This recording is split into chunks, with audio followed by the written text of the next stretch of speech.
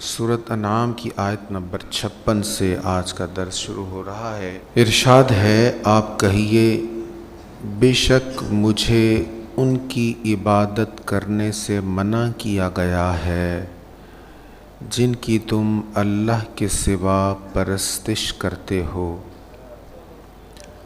آپ کہیے کہ میں تمہاری خواہشات کی پیروی نہیں کرتا، اگر بالفرض میں نے ایسا کیا تو میں گمراہ ہو جاؤں گا اور ہدایت یافتہ لوگوں میں سے نہیں رہوں گا۔ مشرکین یہ چاہتے تھے کہ نبی کریم صلی اللہ تعالیٰ علیہ وآلہ وسلم ان کے بتوں کے بارے میں کوئی اچھی بات کہہ دیں، یا کوئی ایسا معاملہ ہو جائے، کوئی ایسا تصفیہ ہو جائے جس میں ان کے بتوں کی مذمت نہ ہو، کوئی کمپرومائز ہو جائے۔ تو آیت کریمہ نازل ہوئی کہ آپ کہہ دیجئے بے شک مجھے ان کی عبادت کرنے سے منع کیا گیا ہے جن کو تم پوجتے ہو، جن کی تم پرستش کرتے ہو۔ یہاں تدعون کا لفظ ہے، اسی سے لفظ دعا ہے، اور دعا کا معنی عبادت بھی ہے، دعا کا معنی پکار بھی ہے۔ کچھ لوگوں نے یہاں سے معنی کیا، پکارنے سے منع کیا ہے، اور پھر اس سے تفسیری نتیجہ یہ نکالا کہ رسول کریم علیہ السلام کو پکارنا معاذ اللہ شرک ہے۔ تو یہ معنی ہمارے لحاظ سے درست نہیں، کیونکہ یہاں دعا کا معنی عبادت ہے، جیسا کہ نبی پاک علیہ الصلوۃ والتسلیم کی معروف حدیث ہے، آپ نے فرمایا دعا عبادت کا مغز ہے۔ اسی طرح حضور علیہ السلام نے فرمایا کہ الدعاء هو العبادہ، دعا وہ عبادت ہے۔ تو یہاں دعا کا معنی مشرکین کا بتوں کو پوجنا تھا، یعنی حضور علیہ الصلوۃ والسلام فرما رہے ہیں جن کی تم پوجا کر رہے ہو میں ان کی عبادت نہیں کرتا، اگر میں تمہاری خواہشات کی پیروی کروں۔ سرکار علیہ الصلوۃ والسلام مشرکین کی خواہشات کی پیروی نہیں کرتے۔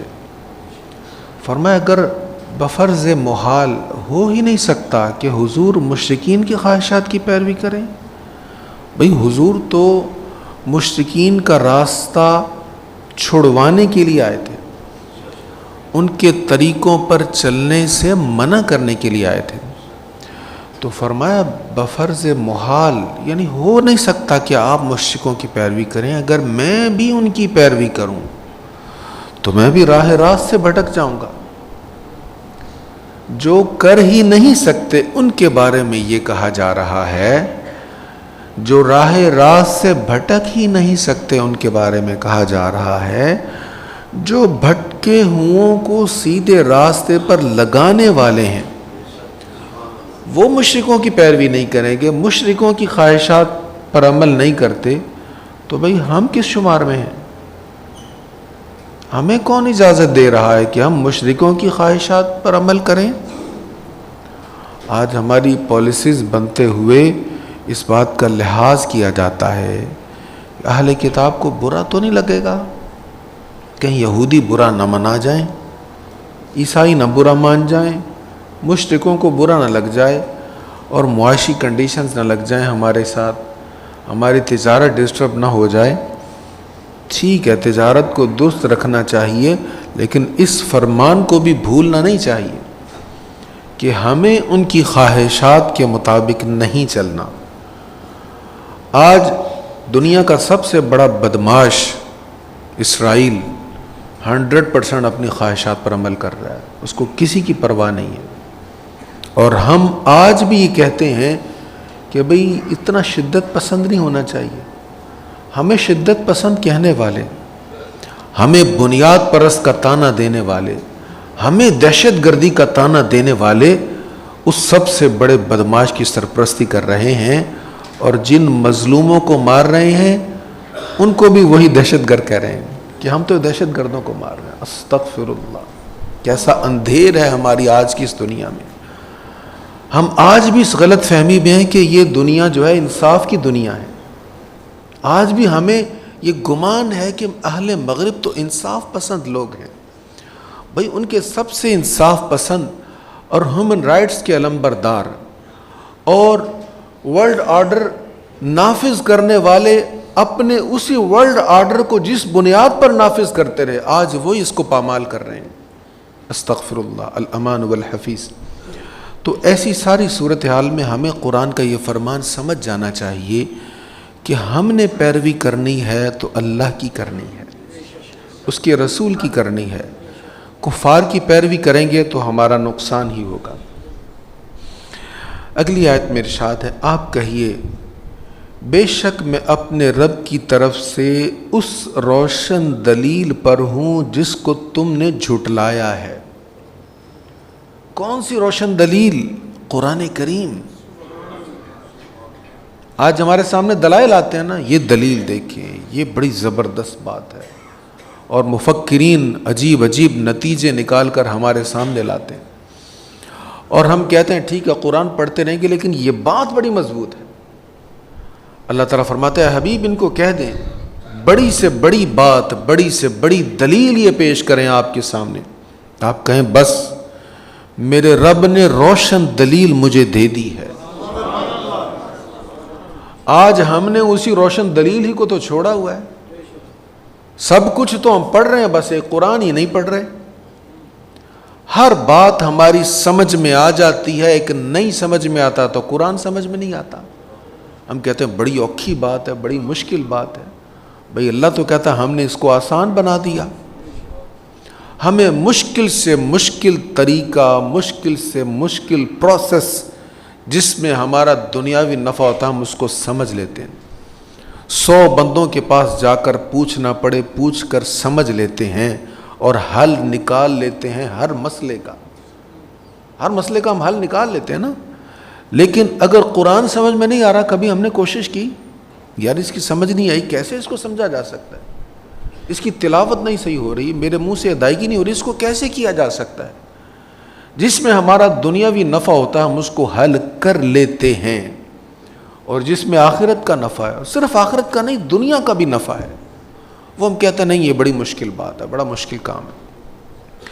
تو اللہ تعالیٰ فرما رہا ہے اے حبیب آپ ان فلسفیوں کو، دانشوروں کو، یہ جو عقل و خرد کی گتھیاں سلجھا کر آپ کو نئی نئی باتیں سناتے ہیں، آپ ان کو کہہ دیں کہ میں رب کی طرف سے روشن دلیل پر ہوں. وہ جس کو تم جھٹلا رہے ہو نا، جس قرآن کا تم انکار کرو، میں تو اسی پر عمل کر رہا ہوں. ما عندی ما تستعجلون بہ، وہ جس کی تم جلدی کر رہے ہو نا، جس چیز کو تم عجلت سے طلب کر رہے ہو، ان الحکم الا للہ، وہ میرے پاس نہیں، اس کے متعلق حکم میرے اللہ کا ہی ہے. مشرکین مذاق اڑانے کے لیے کہتے تھے اچھا آپ کہتے ہیں عذاب آئے گا، تو وہ کب آئے گا؟ وہ عذاب آنا تھا آپ کا، آیا نہیں ابھی تک، کہاں پہنچ گیا؟ مذاق اڑاتے عذاب کا. تو فرمایا جس کو تم جلدی طلب کر رہے ہو نا، اس کا اختیار میرے پاس نہیں ہے، وہ میرے رب ہی کا حکم ہوگا. جب میرا رب چاہے گا تم پر وہ عذاب آ جائے گا. وہ حق بیان فرماتا ہے اور وہ بہترین فیصلہ فرمانے والا ہے. میرا رب جو کہتا ہے وہی حق ہے، اس کا جو فیصلہ ہے وہی برحق فیصلہ ہے، اور جب وہ چاہے گا وہ فیصلہ فرمائے گا، عذاب بھیجنا چاہے گا تبھی تم پر عذاب آئے گا. مذاق اڑاؤ، قبول کرو اس بات کو، ایکسیپٹ کرو، عقل میں آئے یا نہ آئے، فیصلہ میرے رب ہی کا ہے.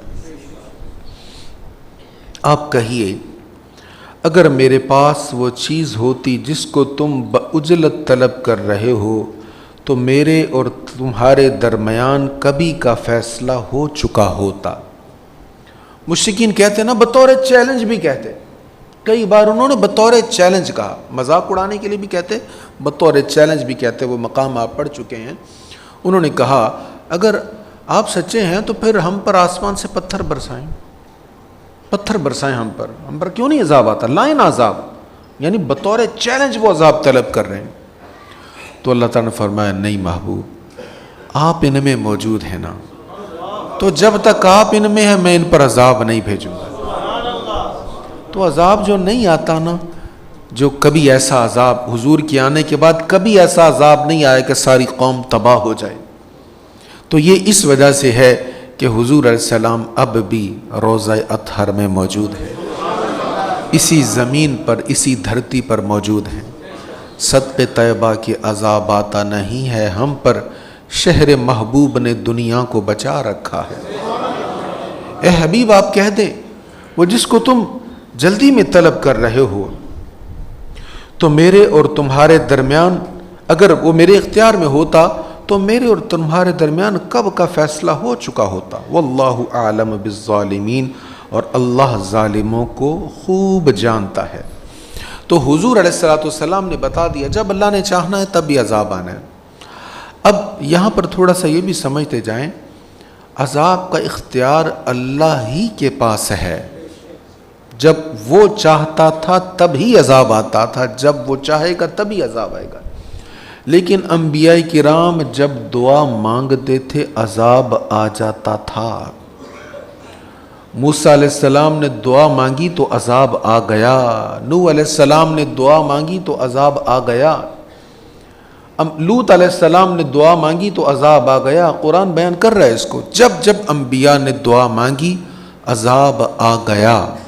نبی پاک علیہ السلام بھی اگر اللہ کی بارگاہ میں عرض کرتے تو سارے کفار تباہ و برباد ہو جاتے، لیکن میرے آقا کی شان ہی نرالی ہے، میرے پیارے آقا کی شان ہی نرالی ہے۔ کیسا عالم ہوگا جب پاؤں مبارک سے لہو رس رہا ہے، جب پیدل آئے مکہ معظمہ سے طائف۔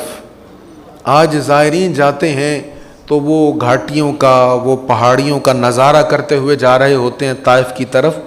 ذرا چشم تصور سے وہ منظر دیکھیں، میرے آقا جب پیدل گئے، اور عربوں کے ہاں مہمان کی بڑی تکریم ہوتی تھی، بڑی عزت ہوتی تھی، تو ان ظالموں نے اللہ کے حبیب جو مہمان بن کر آئے ان کی نہ صرف انسلٹ کی اپنے طور پر بلکہ پتھر برسائے۔ ایسے میں جب ملک الجبال آ گئے، جب جبریل امی آ گئے، حضور حکم فرمائیں، اللہ نے دیکھ لیا سارا معاملہ، اب فرشتہ حکم کا منتظر، آپ بس ایک بار اجازت دیں تو پہاڑوں کے بیچ ان کو پیس کر رکھ دیں گے۔ تو میرے آقا نے کیا فرمایا، نہیں، یہ ایمان نہیں لاتے نہ لائیں، مجھے امید ہے ان کی نسلوں میں سے لوگ میرا کلمہ پڑھیں گے۔ تو آقا بھی دعا مانگتے تو عذاب آ جاتا، لیکن حضور نے دعائیں مانگی تو یہی مانگی، احد میں اپنی پیشانی سے لہو صاف کرتے ہوئے ہاتھ اٹھائے، لہو آلود ہاتھوں سے دعا مانگی، اللہم اہد قومی فانہم لا یعلمون، یا اللہ یہ مجھے جانتے نہیں ہیں، تو انہیں ہدایت دے دے۔ اللہ اکبر۔ اس سے آگے ارشاد ہے وَعِندَهُ مَفَاتِحُ الْغَيْبِ لَا يَعْلَمُهَا إِلَّا هُوَ، اور اسی کے پاس غیب کی کنجیاں ہیں، اس کے سوا از خود ان کو کوئی نہیں جانتا۔ وہ ہر اس چیز کو جانتا ہے جو خشکی اور سمندروں میں ہے، اور وہ ہر اس پتے کو جانتا ہے جو درخت سے گرتا ہے، اور زمین کی تاریکیوں میں ہر دانہ اور ہر تر اور ہر خشک چیز لوح محفوظ میں لکھی ہوئی ہے۔ یہ آیت کریمہ بھی بڑی اہم ہے۔ یہاں پر فرمایا گیا ہے کہ غیب کی کنجیاں اسی کے پاس ہیں، یعنی غیب کا علم از خود وہی جانتا ہے، اس کے بتائے بغیر کوئی نہیں جانتا، وہی جانتا ہے، عالم الغیب وہی ہے، اور اگر کسی کے پاس غیب کا علم ہے تو اس کے بتانے سے ہے۔ تو قرآن مجید میں متعدد مقامات پر اللہ تعالیٰ نے ارشاد فرمایا ہے کہ اللہ تعالیٰ اپنے غیب پر کسی کو مطلع نہیں فرماتا۔ سورہ جن میں ارشاد ہے اپنے غیب پر کسی کو مطلع نہیں فرماتا، اپنے پسندیدہ رسولوں میں سے جس کو چاہے غیب عطا فرما دیتا ہے. اس سورہ جن کی آخری آیات میں ارشاد ہے. تو غیب کا علم اسی کے پاس ہے، رسولوں میں سے جس کو چاہے جتنا چاہے عطا فرما دیتا ہے. اب کریم آقا صلی اللہ تعالیٰ علیہ وآلہ وسلم نے جو ہوا وہ بھی بیان فرمایا، جو ہوگا وہ بھی بیان فرمایا. مسلم شریف میں وہ احادیث موجود ہیں. سوال کیا کسی نے، آپ نے بتایا، اور پھر آپ نے فرمایا اور پوچھو کیا پوچھنا ہے. سلونی، پوچھو مجھ سے، ما شئتم، جو چاہو، جو چاہو. اب جو کا لفظ تو وہی کہے گا نا جس کے پاس ہو. ہم میں سے کوئی کہہ سکتا ہے جو مانگو دیا جائے گا؟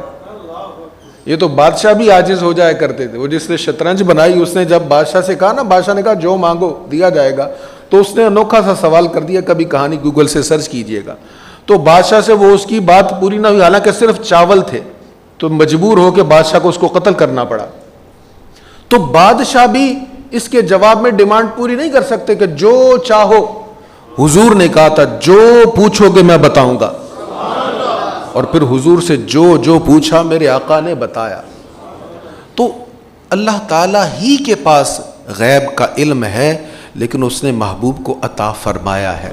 اب ذہنوں میں ایک بات آتی ہے کہ اللہ کے پاس بھی غیب کا علم ہے، حضور علیہ السلام کے پاس بھی غیب کا علم ہے، تو یہ تو شرک ہو گیا، یہ تو برابری ہو گئی. نہیں، یہ برابری نہیں ہے. اس کے بارے میں چند چیزیں میں آپ کو عرض کرتا ہوں. دیکھیں، اللہ تعالیٰ کا علم قدیم ہے. قدیم یعنی ہمیشہ سے ہے، ہمیشہ رہے گا. حضور کا علم قدیم نہیں ہے، جب اللہ نے دیا تب آیا. اللہ کا علم غیر متناہی ہے، جس کی کوئی انتہا نہیں. حضور کا علم متناہی ہے، جتنا رب نے دیا اتنا عطا ہوا. نبی پاک علیہ الصلوۃ والتسلیم کا علم متناہی ہے اور قدیم نہیں ہے. پھر اللہ تعالیٰ کا علم از خود ہے، اللہ کو کسی نے علم دیا نہیں. آقا کریم علیہ السلام کے پاس جتنا علم ہے وہی ہے جو میرے رب نے عطا کیا ہے. اعلیٰ حضرت کا ایک بہت خوبصورت جملہ ہے الملفوظ میں وہ آپ کو سنا دیتا ہوں، بہت چیز واضح ہو جائے گی، بہت کچھ. آپ فرماتے ہیں تمام اولین و آخرین کا علم جمع کیا جائے تو اس علم کو علم الہی سے وہ نسبت ہرگز نہیں ہو سکتی جو ایک قطرہ کے کروڑویں حصہ کو سمندر سے ہے. ایک قطرہ کا کروڑواں حصہ ایک طرف اور سمندر ایک طرف. اب ان میں جو نسبت ہو سکتی ہے، فرمایا یہ بھی نسبت اللہ کے علم کے سامنے ساری مخلوق کے علم کی نہیں ہو سکتی. یہ بھی نسبت نہیں ہے. ساری مخلوق کا علم اس سے بھی کم ہے، اس لیے کہ اللہ کا علم اس کی کوئی انتہا نہیں ہے اور ساری مخلوق کے علم کی انتہا ہے. بس اس رکوع کی آخری آیت ہے، وہ بھی عرض کر دوں. اچھا، یہاں سے ایک اور بڑا اہم مسئلہ ہے، آخری آیت اگلے جمعہ کر لیں گے انشاءاللہ. یہاں ہے وَمَا تَسْقُطُ مِن وَرَقَةٍ إِلَّا يَعْلَمُهَا، اور ہر اس پتے کو جانتا ہے جو درخت سے گرتا ہے. اس کو مس کوٹ کیا جاتا ہے. اس سے لوگ یہ معنی لیتے ہیں کہ اللہ کی مرضی کے بغیر ایک پتا بھی نہیں ہلتا، اور اس سے پھر نتیجہ یہ نکالا جاتا ہے کہ جو کچھ ہو رہا ہے اللہ کی مرضی سے ہو رہا ہے. اور پھر دنیا جہان میں جو بھی غلط کام ہوتے ہیں ان کے بارے میں معاذ اللہ یہ سمجھ لیتے ہیں کہ سب اللہ کی مرضی سے ہی ہو رہے ہیں، وہ نہ چاہے تو کچھ بھی نہ ہو. ایسا نہیں ہے. اللہ تعالیٰ نے بندے کو اختیار دیا ہے، اچھائی کا بھی برائی کا بھی. پسند نہیں ہے اس کو برا کام، برائی کو وہ پسند نہیں کرتا، لیکن اس نے بندے کو اختیار دے دیا ہے. قرآن کریم میں بارہا یہ بیان ہے کہ اللہ تعالیٰ چاہے تو سب کو زبردستی ایمان والا کر دے، لیکن اس کو ایسا پسند نہیں ہے. اس نے اختیار دیا، وہ کہتا ہے یہ میرا راستہ ہے، آؤ گے تو تم پر رحمتوں کی برکھا برسے گی، بڑا انعام و اکرام ہوگا، تم چل کر آؤ گے میری رحمت بھاگ کر تمہیں آغوش میں لے لے گی، لیکن آنا تم نے ہے. میں نے تمہیں بتایا ہے، بار بار بتایا ہے، ہر طرح کے دلیل سے بتایا ہے، آنا تم نے ہے، میں نے زبردستی تمہیں نہیں لانا. تو اللہ تعالیٰ نے بندوں کو اختیار دیا ہے. اگر کوئی برا کرتا ہے تو اپنی مرضی سے کرتا ہے، اللہ کو پسند نہیں. ہاں، نیکی جب ہم کرتے ہیں تو اللہ کی توفیق اس میں شامل ہوتی ہے. تو اس کا یہ معنی لینا کہ جو ہوتا ہے اللہ کی مرضی سے ہوتا ہے، نہیں، اللہ کی رضا اس میں نہیں ہوتی. اس نے بندے کو اختیار دیا، بندہ غلط کام خود کرتا ہے. ہاں، جو ہوتا ہے اس کے علم میں ہے. جہاں کہیں جو کچھ بھی ہو رہا ہے کچھ بھی اس سے پوشیدہ نہیں ہے. ایک ادنا سے ادنا مخلوق، حشرات الارض، مادہ نر، کہاں کس کا انڈا ہے، کہاں کس کا ذرہ ہے، کہاں کس کی غذا ہے، کہاں کس کی خوراک ہے، کس میں کس کا نفع ہے، کس کا نقصان ہے، ہر چیز کے ذرے ذرے کو، ہر ذرے کے کروڑوں میں حصے کو بھی میرا رب جانتا ہے. اس سے کچھ پوشیدہ نہیں. یہ سب بتا کر ہمیں کیا سمجھایا جا رہا ہے؟ اے بندے، تو صرف کیمرے سے ڈرتا ہے، ارے تیری ہر شے کو وہ دیکھ رہا ہے. اللہ ہمیں توفیق نصیب فرمائے. وآخر دعوایا ان الحمد للہ رب العالمین.